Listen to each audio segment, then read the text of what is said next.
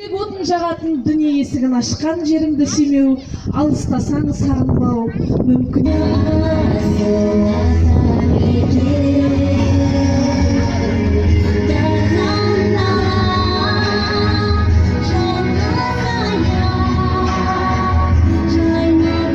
Бастаманың ашылу рәсімімен құттықтау үшін құрметпен аудан әкімі Қарақойшем Наурызбай Қадырбайұлы шақырылады.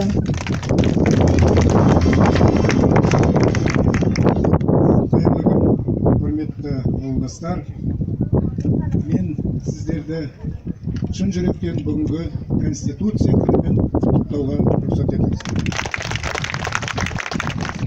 Өздеріңізге мәлім, бұны көп ашық болмас деп ойлаймын.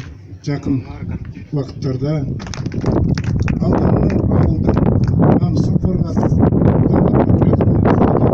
болашағыңыз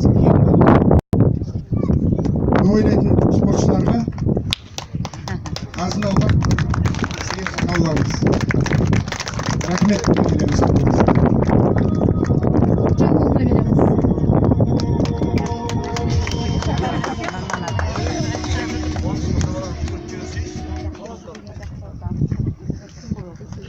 Құрметті ауылдастар, жастайылықтар, соның ішінде мынау біздің болашағымыз, жастарымыз, жасөспірімдер.